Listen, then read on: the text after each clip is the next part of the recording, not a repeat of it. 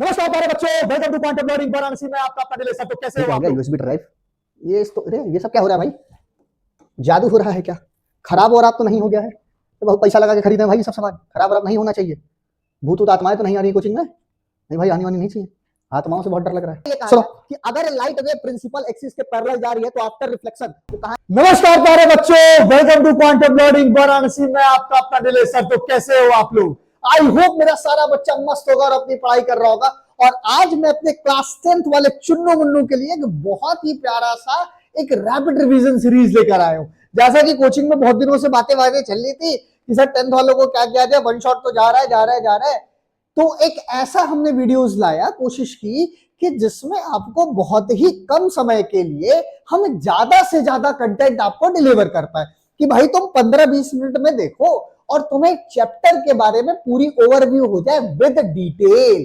देखो, इसका मतलब ये नहीं है कि हम अगर 15-20 मिनट में पढ़ा रहे हैं तो हम आपको डिटेल नहीं बता रहे। तो हमारे सीबीएसई बोर्ड एग्जाम में जितनी डिटेलिंग की जरूरत है वो सारी बातें मैं आपको यहां पे बता रहा हूं, ठीक है? चाहे मैं हूं, चाहे विजय सर हैं, चाहे निखिल सर हैं, चाहे शशांक सर हैं, चाहे स्तुति मैम है, मतलब कोचिंग के सारे टीचर्स, सब कोई मिलके आपको बहुत ही बेहतरीन कंटेंट प्रोवाइड कर रहा है कम से कम समय, ठीक है? और अगर 2-4-5 मिनट ऊपर नीचे हो जाता है तो यार इसमें किसी को घबराने वाली कोई बात नहीं है। तो चलो हम अपने क्लास 10th के एक बहुत ही प्यारे से चैप्टर से शुरुआत करते हैं जिसका नाम है लाइट।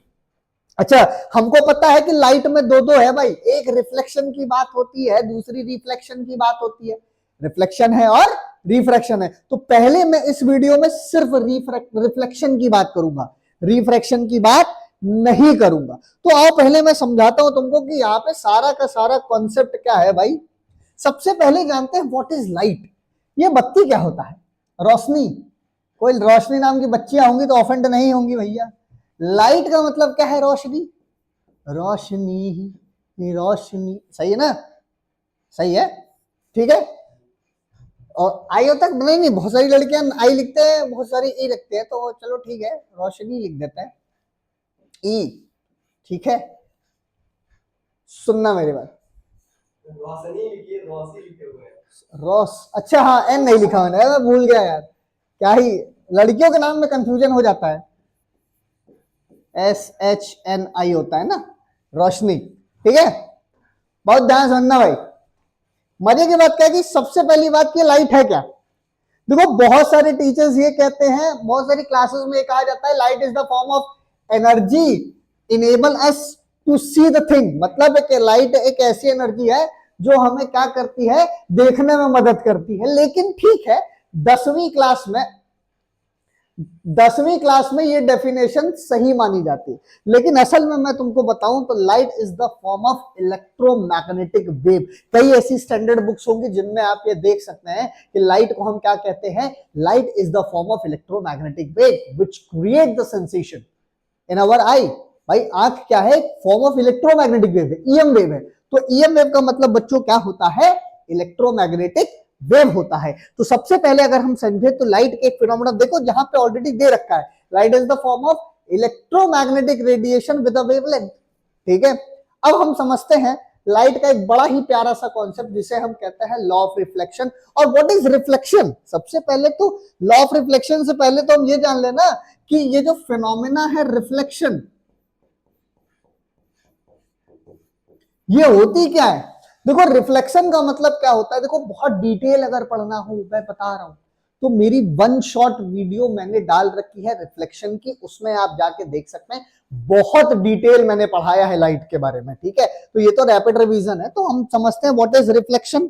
रिफ्लेक्शन का मतलब है कि जब लाइट रे आती है, पड़ती है और निकल जाती है। देखो यार, फैन आवाज कर रहा है, बस एक मिनट।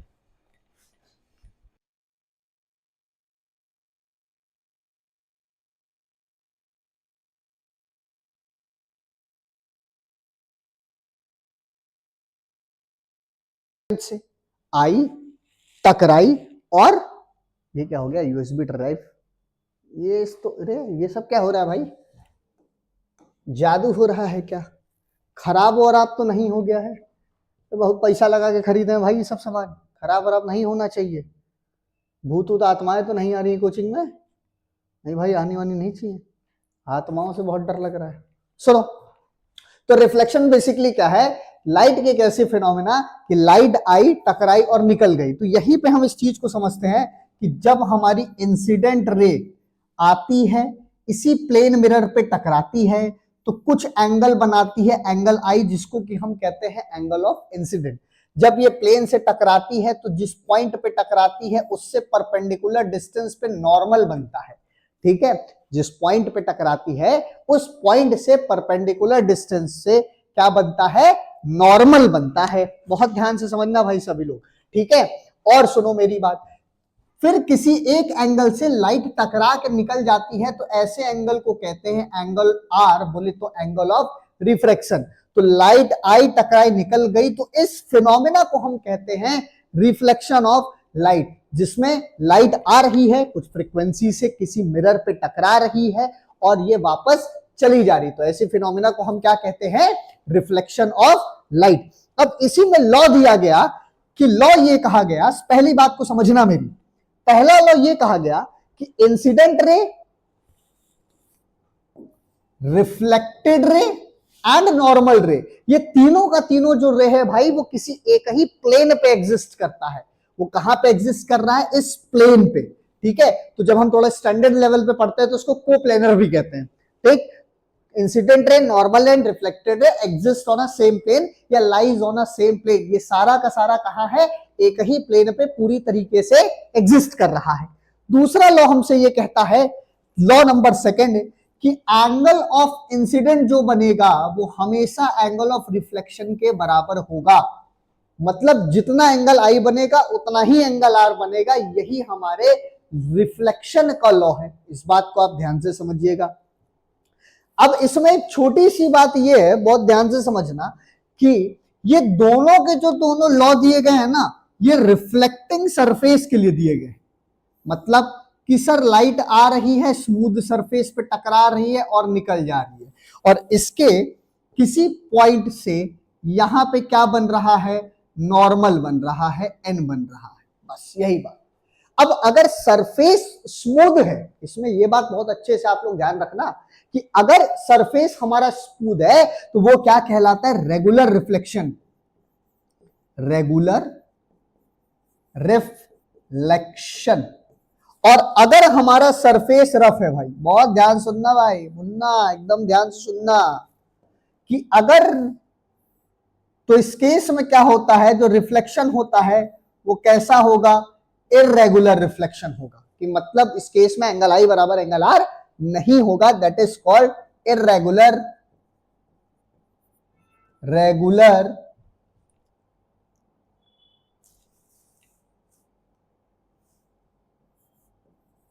रिफ्लेक्शन।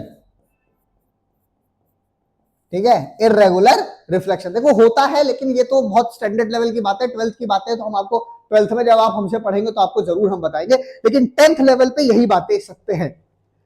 अब अगर हम ना वो बहुत छोटे लेवल की बात करें तो एक मिरर की बात करते हैं, जिसको हम क्या कहते हैं भाई? Spherical mirror. सर ये स्फेरिकल मिरर का कॉन्सेप्ट क्या है? बहुत ध्यान समझना मुन्ना।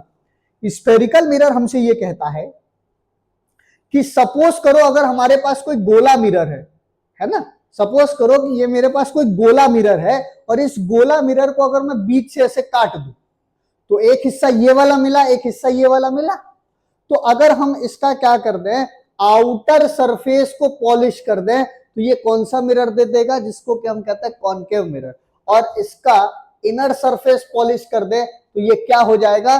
Convex mirror. असलियत में इसको मैं कहता हूं भाई कन्वर्जिंग मिरर। इसको कन्वर्जिंग भी कहा जा सकता है। मतलब एक ऐसा मिरर जिसकी वजह से लाइट सिकुड़ जाती है, और इसे हम क्या कह सकते हैं? डाइवर्जिंग मिरर, जिसकी वजह से क्या होती है? लाइट फैल जाती है। तो जब हम मिरर की बात करते हैं तो भैया सेंटर हमेशा सेम रहेगा, क्योंकि शीशे का सेंटर सेम होता है। एक इमेजिनरी लाइन होती है जिसे अपन प्रिंसिपल एक्सिस कहते हैं, याद रखने वाली बात है। ठीक है, सेंटर के पास इसको क्या बोलते हैं? इस एफ को क्या हम कहते हैं? फोकल लेंथ कहते हैं, याद रखना। ये इसका रिफ्लेक्टिंग सरफेस होता है, और इसका रिफ्लेक्टिंग सरफेस ये होता है। रिफ्लेक्टिंग सरफेस का मतलब ये है कि जहां से लाइट रिफ्लेक्ट कर रही है। तो ये रही बात हमारी किसकी, कॉन्केव मिरर की। याद रखना ये सब मिरर, बहुत कॉन्सेप्ट, छोटी छोटी बातें। अब कुछ बातें इसमें ऐसी है ना जिसको हम समझते हैं कि अगर लाइट रे, बहुत ध्यान सुनना, ये हमारा क्या कहलाता है भाई, पोल कहलाता है। पोल से हम इधर की तरफ आ गए तो ये सेंटर ऑफ कर्वेचर कहलाएगा। तो सेंटर ऑफ कर्वेचर से पोल तक की दूरी को आर बोलते हैं, जिसे हम कहते हैं रेडियस ऑफ कर्वेचर। सेम काम इधर भी करते तो इसका रेडियस ऑफ कर्वेचर ये हो गया। इस इमेजिनरी लाइन को हम क्या कहते हैं भाई, प्रिंसिपल एक्सिस कहते हैं भाई। समझ में आई बात, कोई कंफ्यूजन, नो कंफ्यूजन। अब इसमें एक बात मैं तुमको समझा देता हूं कि आगे तो आएगी, चलो कोई बात नहीं। तो सबसे पहले हमारा रूल्स आता है भाई। रूल्स हमसे क्या कहता है, जब हम किसी भी इमेज फॉर्मेशन के लिए हमारे मिरर्स का 4 से 5 रूल दिया गया दोनों मिरर के लिए। पहला ये कहा गया कि अगर लाइट रे प्रिंसिपल एक्सिस के पैरेलल जा रही है तो आफ्टर रिफ्लेक्शन वो कहां से जाएगी, फोकस से जाएगी। और अगर लाइट रे फोकस से जा रही है तो आफ्टर रिफ्लेक्शन वो किधर जाएगी, प्रिंसिपल एक्सिस के पैरेलल हो जाएगी। ठीक है। अगला रूल क्या कहता है, अगर लाइट रे सेंटर ऑफ कर्वेचर से पास कर रही है तो वो वैसे ही वापस सेंटर ऑफ कर्वेचर से वापस चली जाएगी, जिसको कहते हैं जीरो रिफ्लेक्शन। इस फिनोमिना को क्या कहेंगे, जीरो रिफ्लेक्शन कहेंगे, कि जहां से आई वहीं से चली गई। Angle i is not equal to angle r, मतलब जिस पाथ पे आ रही है उसी पाथ पे चली जा रही है। अगला केस ये बनता है कि अगर लाइट रे हमारी पोल पे पड़ रही है, यार सुनना, अगर लाइट रे हमारे पोल पे पड़ रही है तो पोल पे पड़ते ही वो एंगल आई बराबर एंगल आर बना लेगी। ठीक, वो कैसा रेशियो बनाएगी, एंगल आई बराबर एंगल आर। तो प्रॉपर रिफ्लेक्शन की फिनोमिना शो करेगी कहां, जब लाइट पोल पे पड़ेगी। ठीक है। अब अगला है भाई कनकेव, अरे कॉन्वेक्स मिरर के लिए। कॉन्वेक्स के लिए क्या है, फिर से वही है, बस चिंता वाली बात इसमें क्या है पता है, इसमें चिंता वाली बात यह है कि लाइट यहां पे इमेजिनरी हो जाती है रे। यहां पे रे कैसी होती है, इमेजिनरी रे होती है। देखो ना, यहां पे भी तो आपके पास लाइट रे आ रही है, प्रिंसिपल एक्सिस के पैरेलल गई, टकराई और इधर चली गई। लेकिन इसका इमेजिनरी पार्ट आपने जहां पे खींचा वो कहां पे मिला, फोकस पे मिला। और अगर आप यहाँ पे लाइट फोकस से ही डाल रहे हो तो भी उसका इमेजिनरी कहां पे पड़ रहा है, टकराने के बाद प्रिंसिपल एक्सिस के पैरेलल हो जा रहा है। ठीक है। अब इस केस में देखें कि अगर लाइट रे को सीधा सेंटर ऑफ कर्वेचर पे भेजा जा रहा है तब भी यहाँ पे पीछे रिफ्लेक्ट कर जाता है। अगर इस केस में अगर लाइट रे को सीधे हम पोल पे फेंक रहे हैं तो ये क्या बना रहा है, एंगल आई बराबर एंगल आर का रेशियो बना रहा है। ये सारे लॉ इस तरीके से लिख के याद रखना अपने दिमाग में सभी लोग। मैं भी 1.5x पे पढ़ा रहा हूं क्या। अगला आता है भैया इमेज फॉर्मेशन। ये बहुत जरूरी चीज है, जिसको मैं कहूंगा महा इंपॉर्टेंट। दिस टॉपिक इज महा इंपॉर्टेंट। ये महा इंपॉर्टेंट, मोस्ट इंपॉर्टेंट नहीं है, महा इंपॉर्टेंट है। तो महा इंपॉर्टेंट ये इसलिए है क्योंकि पॉइंट क्या रखा जाता है इसको समझना, कि अगर ऑब्जेक्ट को कहां रखें कि इमेज कहां बने। सवाल को समझो क्या है, कि ऑब्जेक्ट को कहां रखें कि इमेज कहां बने। कहां रखें कहां बने, कहां रखें कहां बने। तो अगर ऑब्जेक्ट को हम रखते हैं इंफिनिटी पे तो इमेज कहां बनेगी, द प्रिंसिपल फोकस। देखो इमेज कहां बनेगी, प्रिंसिपल फोकस पे बनेगी। कैसी बनेगी, रियल एंड इन्वर्टेड बनेगी, मच स्मॉलर देन साइज बनेगी। सर काहे मच स्मॉलर देन साइज बनेगी, अरे मेरे भाई इंफिनिटी पे ऑब्जेक्ट की साइज क्या है हमें पता ही नहीं है। इंफिनिटी पे हमारे ऑब्जेक्ट की साइज जब हमें नहीं पता है तो हम तो मान ही नहीं सकते ना। तो इसलिए हमारे यहाँ पे जो इमेज बन रहा है वो कैसा बना है, हमेशा मान के चलते हैं स्मॉलर देन ऑब्जेक्ट बनेगी। बहुत बढ़िया सर। अब अगर हम beyond the centre of curvature object को रख रहे हैं, मतलब अगर हम ऑब्जेक्ट को सेंटर ऑफ कर्वेचर के पीछे रखेंगे तो इमेज कहां बनेगी, देखो पहली बनेगी रियल एंड इन्वर्टेड बनेगी। इमेज बनेगी सेंटर ऑफ कर्वेचर और फोकस के बीच में बनेगी। कहां कहां बनेगी, बिटवीन फोकस और सेंटर ऑफ कर्वेचर के बीच में बनेगी, और ऑब्जेक्ट की साइज बड़ी है और इमेज की साइज छोटी है तो स्मॉलर बनेगी, और ऑब्जेक्ट हमारा सीधा खड़ा है, इमेज हमारा नीचे बन रहा है, इसलिए हम क्या बोलेंगे, इन्वर्टेड बने। समझ में आई बात? पक्का एकदम सीना का जान लगा लगा के पढ़ा रहे हैं, थोड़ा सा मेरे पढ़ाने का इज्जत रख लेना, सब लोग पढ़ लेना, ठीक है। चलो अगला कॉन्सेप्ट हमसे क्या कहता है, when object is at the centre of curvature of mirror, मतलब अगर ऑब्जेक्ट को सेंटर ऑफ कर्वेचर पे रख दिया जाए तो इमेज कहां बनेगी। अरे वही वाला कॉन्सेप्ट है क्या, रिपीट हो गया क्या? सही है, चलो ये वाला देखो, हटाओ। अगला केस क्या कहता है, when object is light between the centre of curvature and focus, मतलब अगर सेंटर ऑफ कर्वेचर और फोकस के बीच में रखे तब कहां बनेगी, सेंटर ऑफ कर्वेचर के पीछे बनेगी। भाई साइज में क्या होगी, बियॉन्ड सी बनेगी, रियल एंड इन्वर्टेड बनेगी, लार्जर देन साइज बनेगी। इस पॉइंट को एकदम बहुत अच्छे से याद रखना सभी लोग। अगला कहता है कॉन्वेक्स मिरर के लिए कि अगर ऑब्जेक्ट को हम कहां रखते हैं, when object is at infinity, अगर हम ऑब्जेक्ट को इंफिनिटी पे रखेंगे तो इमेजवा कहां बनेगा, भाई पीछे से खींचो फोकस पे, देख। When object is at infinite at the distance of mirror, तो इमेज कहां बन रहा है, देख लो भैया, पोल के पीछे बन रहा है ना। ये सारे डायग्राम और इसको याद रखना बहुत अच्छे तरीके से। सबसे इंपॉर्टेंट बात जो इस चैप्टर में है वो यही है, न्यूमेरिकल पॉइंट ऑफ व्यू से। मैं किसी भी चीज में टाइम नहीं ले रहा हूं, क्योंकि मुझे पता है ये सब सारी चीजें आप पढ़े भी हो, पढ़ते भी हो, आपको याद भी होंगी, आप पढ़ भी लोगे तो भी आएगी। लेकिन जो पॉइंट मैं यहाँ पे तुम्हें समझाने जा रहा हूं, ये पॉइंट सबसे ज्यादा इंपॉर्टेंट है। किसकी वजह से, न्यूमेरिकल पॉइंट ऑफ व्यू से। देखो तो है क्या, समझना मेरी बात सिर्फ इतनी सी है कि साइन कन्वेंशन का मतलब क्या होता है। देखो साइन कन्वेंशन का मतलब पता है भाई, डायरेक्शन से होता है। साइन कन्वेंशन को हम डायरेक्शन से डील करते हैं कि अगर देखो निगेटिव होता क्या है कि मेरे रिस्पेक्ट में तुम उल्टे हो तो इसलिए निगेटिव है, या उसके रिस्पेक्ट में मैं अपोजिट हूं तो मैं उसके लिए निगेटिव हो गया। तो यहां पे समझना कि आपका ये रिफ्लेक्टिंग सरफेस है, और अगर आपने ऑब्जेक्ट को ऊपर की तरफ रखा तो ये ऑब्जेक्ट कैसा है, पॉजिटिव है। याद रखिएगा भाई। अगर लाइट रे जो जाने वाली रे है वो हमेशा पॉजिटिव रहेगी, जो लाइट रे जा रही है उसका डायरेक्शन हमेशा क्या रहेगा, पॉजिटिव रहेगा।